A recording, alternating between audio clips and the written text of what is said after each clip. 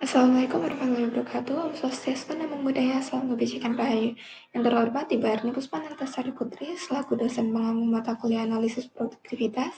Saya latih seorang Manzani dengan NBI 14122001112 dengan nomor absen 15. Izinkan saya untuk mempresentasikan tugas evaluasi akhir semester yaitu pengukuran produktivitas menggunakan metode OMAX. Yang pertama di sini saya mengambil dari PT Aronavi, yaitu sebuah perusahaan yang bergerak pada bidang pengelolaan data dan layanan konsultasi manajemen berbasis teknologi informasi. Dalam operasionalnya, PT Aronavi secara aktif menghimpun berbagai jenis data. Sebagai perusahaan yang menekankan pentingnya pengambilan keputusan berbasis data, proses perusahaan menyadari perlunya metode evaluasi yang dapat mengukur kinerja secara objektif dan terukur. Oleh karena itu, perusahaan memilih metode OMAX, yaitu Objective Matrix, sebagai salah satu alat analisis utama dalam proses pemantauan dan penilaian kinerja di berbagai unit kerja. Selanjutnya, di sini terdapat kriteria pengukuran dan data. PT Aronavi sendiri memiliki 4 kriteria pengukuran, yaitu merupakan input dan terdapat output dari beberapa data dalam 17 bulan terakhir, terhitung dari bulan Januari 2024 hingga Mei 2025. Kriteria 1 yaitu kinerja operasional, kriteria 2 produktivitas karyawan, kriteria 3 kualitas pelayanan, dan kriteria 4 efisiensi proses kerja. Berikut merupakan datanya mulai dari bulan Januari 2024 hingga Mei 2025. Terdapat input yaitu kriteria 1, 2, 3, dan 4, lalu terdapat output. Selanjutnya yaitu rasio performance setiap kriteria. Perhitungan ini digunakan untuk menunjukkan tingkat produktivitas pada setiap kriteria pengukuran PT Aronavi.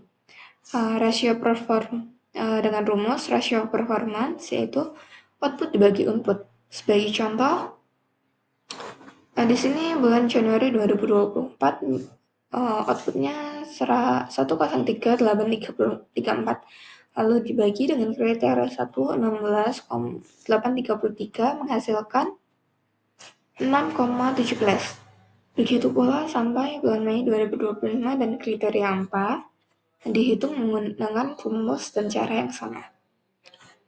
Selanjutnya yaitu rata-rata dan standar deviasi.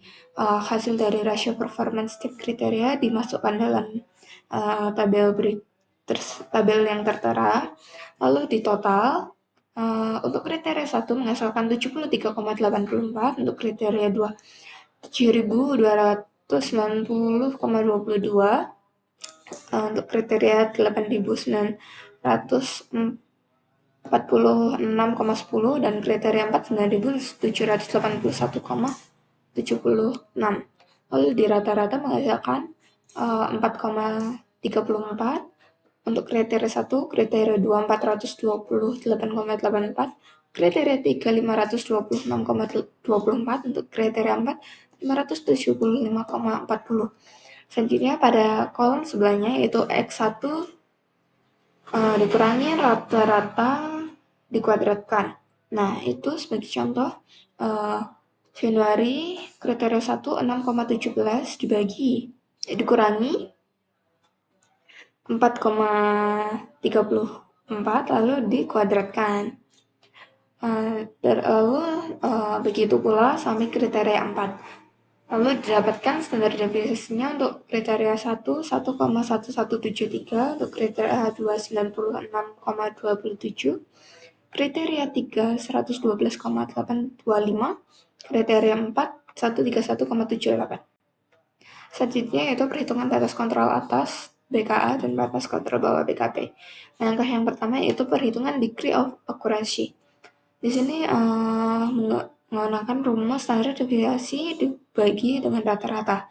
Setelah hasilnya ketemu, digunakan untuk menghitung CL atau confidence level, yaitu 1 dibagi hasil degree of accuracy tadi. Untuk K1 terletak pada CL terletak antara 0 hingga 0,68. Untuk Q2 terletak CL-nya terletak pada 0,68 sampai 0,95. Untuk Q3 CL terletak antara 0,95 sampai 0,99. Lalu dihitung batas kontrol atas dan batas kontrol bawah. Untuk BKA yaitu rumusnya rata-rata ditambah I K tadi yang sudah ditentukan lalu dikali standar deviasi. Begitu pula batas kontrol bawah atau BKB. Namun untuk BKB itu dikurang. Nah, untuk perhitungannya didapatkan seperti tabel yang tertera pada PPT. Yaitu selanjutnya menentukan target dan nilai produktivitas realistis. Target sasaran akhir skor 10, lalu ada sasaran jangka pendek skor 3, lalu ada nilai produktivitas terendah skor 0. Untuk komponen terdapat BKA, rata-rata, dan BKB. Hasil perhitungan dari BKA tadi dan BKB dimasukkan ke dalam tabel berikut. Lalu untuk rata-rata yang terdapat pada perhitungan sebelumnya ini dimasukkan pada tabel berikut. Untuk interval 0 sampai 3 sama dengan skor 3 dikurangi skor 0 atau BKA dikurangi BKB dibagi 3. Lalu untuk interval 3 sampai 10, skor 10 dikurangi skor 3 atau BKA dikurangi BKB dibagi 7. Lalu didapatkan hasil yang tertera. Untuk interval 0 sampai 3, kriteria 1 mendapatkan 0,74, kriteria 2 64,18, kriteria 3 75,22, kriteria 4 87,85. Untuk interval 3 sampai 10, kriteria 1 mendapatkan hasil 0,32, kriteria 2 mendapatkan hasil 27,50, kriteria 3 mendapatkan hasil 32,24 dan kriteria 4 37,65. Lalu selanjutnya di sini kita menentukan nilai bobot kriteria. Menentukan nilai ditekankan pada penentuan nilai produktivitas kriteria dengan membandingkan mana yang lebih penting antar kriteria. Di sini antara kriteria dapat dilihat lalu dihitung bobotnya dengan cara membagi total setiap kriteria dengan total semua kriteria dan menghasilkan bobot untuk kriteria 1 55 atau 0,55, kriteria 2 8 atau 0,08, kriteria 3 7 atau 0,07 dan kriteria 3 adalah 30 atau 0,3.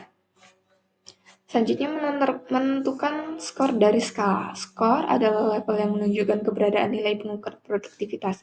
Sedangkan bobot atau weight adalah besarnya bobot kepentingan setiap kriteria produktivitas terhadap total produktivitas. Besarnya nilai bobot ditentukan dengan mengolah data yang didapat dari penyebaran kuesioner menggunakan metode AHP. Lalu nilai atau value yaitu skor atau bobot. Untuk menentukan skor dari skala dibutuhkan data berikut untuk menentukan nilai performance setiap kriteria pada setiap bulannya. Yaitu dibutuhkan data BKA, average, BKB, bobot, interval 0 sampai 3 dan interval 3 sampai 10. Yang pertama di sini terdapat performance Januari 2024 untuk skor kriteria 1 sebesar 9, kriteria 2 sebesar 3, kriteria 3 sebesar 3, kriteria 4 sebesar 3, dengan total value 6,32.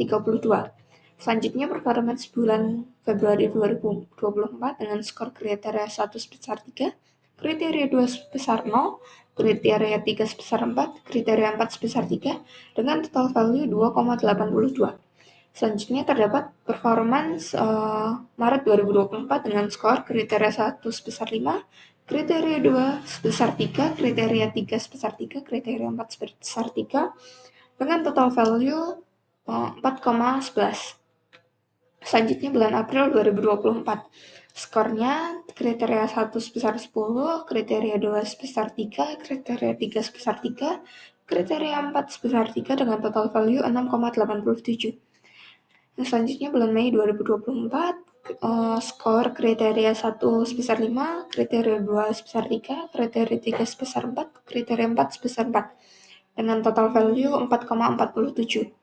Selanjutnya yaitu performance bulan Juni 2024, skor kriteria 1 sebesar 2, kriteria 2 sebesar 0, kriteria 3 sebesar 0, kriteria 4 sebesar 0, dengan total value 1,11. Untuk performance Juli 2024 sama dengan bulan Juni 2025 hasilnya skor kriteria 1 sebesar 2, sedangkan kriteria 2 sampai 4 yaitu sebesar 0 dengan total value 1,11.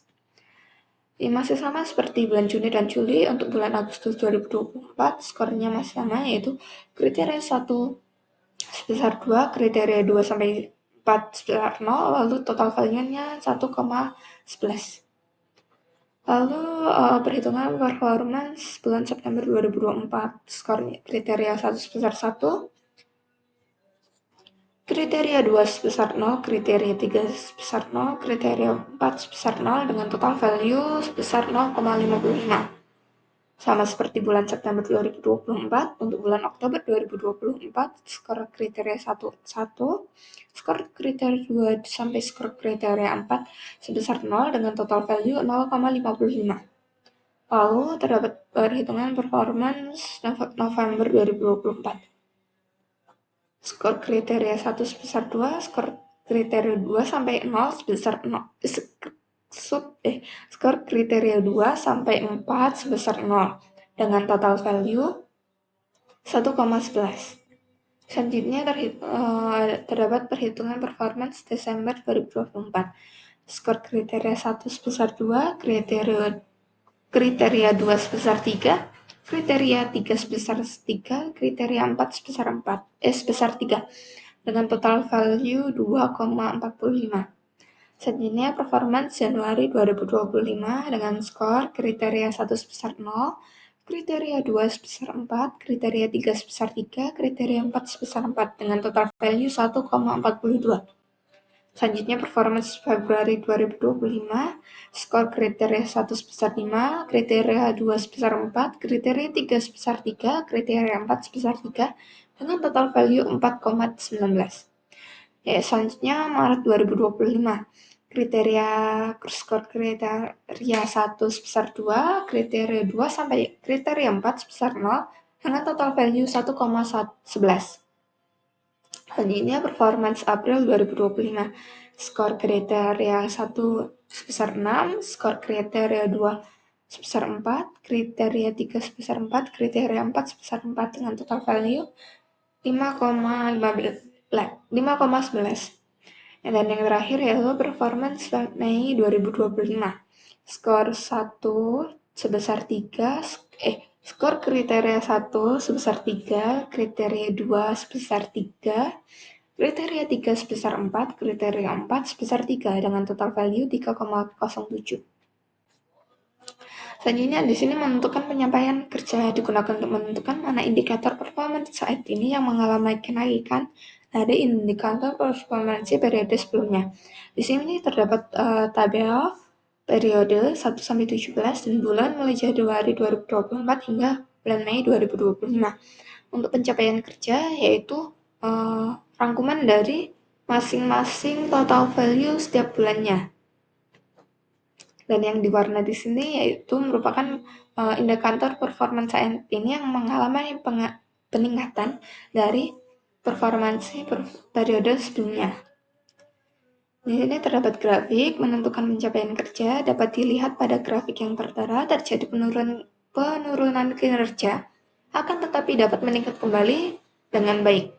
Bulan yang mengalami peningkatan terjadi pada bulan Februari 2024 ke bulan Maret 2024, lalu bulan Maret 2024 ke bulan April 2024, lalu bulan Oktober 2024 ke bulan November 2024, lalu bulan November 2024 ke Desember 2024, lalu Januari 2025 ke bulan Februari 2025, dan yang terakhir yaitu Maret 2025 ke bulan April 2025.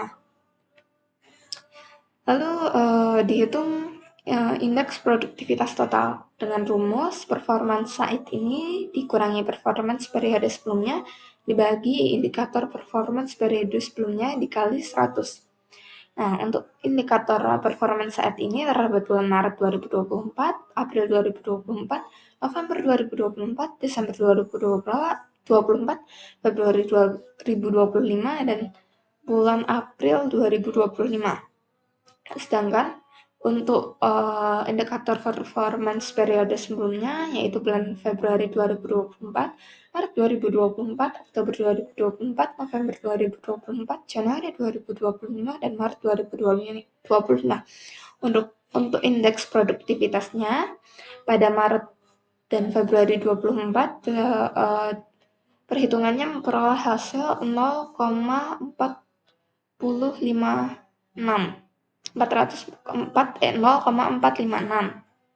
Lalu untuk performance indikator April Mei Maret 2024 menghasilkan 0,675. Lalu untuk November atau Oktober 2024 menghasilkan nilai 1. Lalu untuk Desember November 2024 IP Desember memperoleh 1,205. Untuk Februari 2025 dan Januari 2025 memperoleh IP Februari 2025 sebesar 1,955. Lalu yang terakhir April Maret 2025 IP April 2025 yaitu 3,607.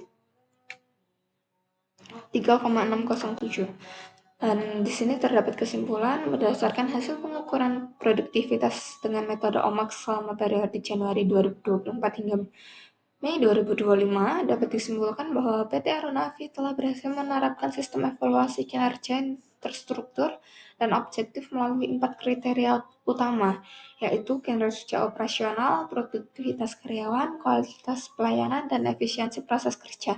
Menggunakan metode OMAX memungkinkan perusahaan untuk mengidentifikasi indikator-indikator yang menunjukkan peningkatan kinerja dari periode sebelumnya. Indeks produktivitas yang digunakan dari nilai total value memperlihatkan adanya fluktuasi kinerja setiap bulannya dengan beberapa bulan menunjukkan peningkatan signifikan seperti pada bulan April dan Desember 2024 serta Februari dan April 2025. Hasil ini memberikan informasi penting bagi manajemen dalam menilai efektivitas strategi yang diterapkan serta menentukan langkah perbaikan yang tepat. Sekian presentasi dari saya. Kurang lebihnya saya menyampaikan mohon maaf apabila terdapat salah kata atau pengucapan. Selanjutnya, terima kasih. Wassalamualaikum warahmatullahi wabarakatuh.